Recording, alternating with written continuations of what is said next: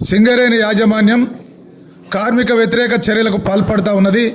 దానిలో భాగమే అంగరంగ వైభవంగా జరగాల్సినటువంటి సింగరేణి డే పుట్టినరోజు సుమారు 3,50,000 బడ్జెట్ తోటి ప్రగతి స్టేడియంలో ఇవాళ కార్మికులు కార్మిక కుటుంబాలతోటి ఆనందంగా జరపాల్సినటువంటి ఈ పండుగను ఈరోజు సింగరేణి మేనేజ్మెంటు సంస్కరణలో భాగంగా 60,000 రూపాయల బడ్జెట్తోనే తూతు మంత్రంగా జరపడాన్ని శ్రీరాంపూర్ ఏరియా గని కార్మికులు జీర్ణించుకోలేకపోతా ఉన్నారు.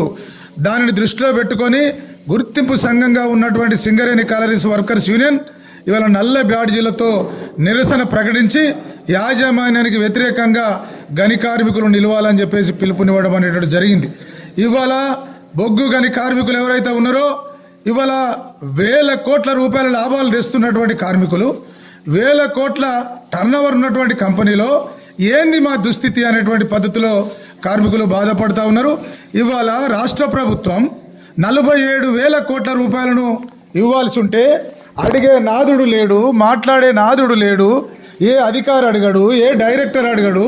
ఇవాళ ఇన్ని 1,000 కోట్ల రూపాయలు ప్రభుత్వం దారాదత్తం చేసి మనకి ఇవ్వకుండా ఉంటే ఇవాళ గని కార్మికులకు ఇచ్చేటువంటి పండుగకు సంబంధించిన బడ్జెట్ తగ్గించడం అనేటువంటిది క్షమించరా అన్నటువంటి నేరం. ఇది భవిష్యత్తులో జరగద్దు అనేటువంటిది సందర్భంగా తెలియజేస్తున్నాం. ఆ డెవలప్మెంట్లోనే గుర్తింపు సంఘంగా దీన్ని బైకాట్ చేయాలని చెప్పేసి పిలుపునివ్వడం జరిగింది. ఇది ఒకటే కాదు, ఇవాళ 8,000 మంది ఉద్యోగులు ఎక్కువగా ఉన్నారని చెప్పేసి మెడికల్ బోర్డు అనేటువంటి దాన్ని పెండింగ్లో పెట్టారు. 150 మస్టర్లు చేస్తేనే బాయి పని అనేటువంటిది ఏదైతే ఉందో ఆ సర్కులర్ అనేటువంటిది కార్మిక ద్రోహమైనటువంటి సర్కులర్. అలాగే ఇవాళ కార్మికుల అవసరాలకు ట్రాన్స్ఫర్లు ఉంటాయి, వాటికి కూడా కండిషన్ ఏమంటే 3 సంవత్సరాలు ఏ ఏరియాలో చేస్తే ఆ ఏరియా నుంచి వేరే ఏరియాకు పెట్టుకునేటువంటి సర్కులరు కార్మిక వ్యతిరేకమైంది. ఇవాళ కొత్త గనులు రావడం లేదు, పాత గనులు మూసివేస్తూ ఉన్నారు. ఇకపోతే డిపెండెంట్ ఇన్వాలిడేషన్ విషయానికి వస్తే ఇవాళ సింగరేణి ఉద్యోగులు మారు పేర్ల పైన కొంతమంది పనిచేస్తూ ఉన్నారు. ఆకాశరామన్న వల్దిభ్యమన్న ఉత్తరంతో ఇంపర్సనేటింగ్ కింద వాళ్ళను డిస్మిస్ చేస్తూ ఉన్నారు.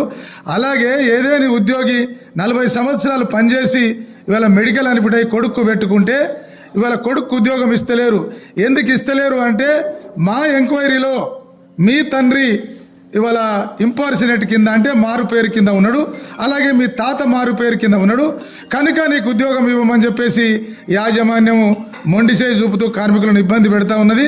అదే కాకుండా ఏదైనా ఇన్వాలిడేషన్ అయినటువంటి ఉద్యోగి వాళ్ళ పిల్లలకు ఉద్యోగం పెట్టుకునేటువంటి నేపథ్యంలో ఇంట్లో 2 పిల్లలు లేదా 3 పిల్లలు ఉంటే వాళ్ళ మధ్యన సఖ్యత కుదరక ఎవరు బాయి పనికి ఎక్కాలో తెలియక వాళ్ళ కుటుంబాలు 2-3 సంవత్సరాలు కనుక పెండింగ్లో ఉండి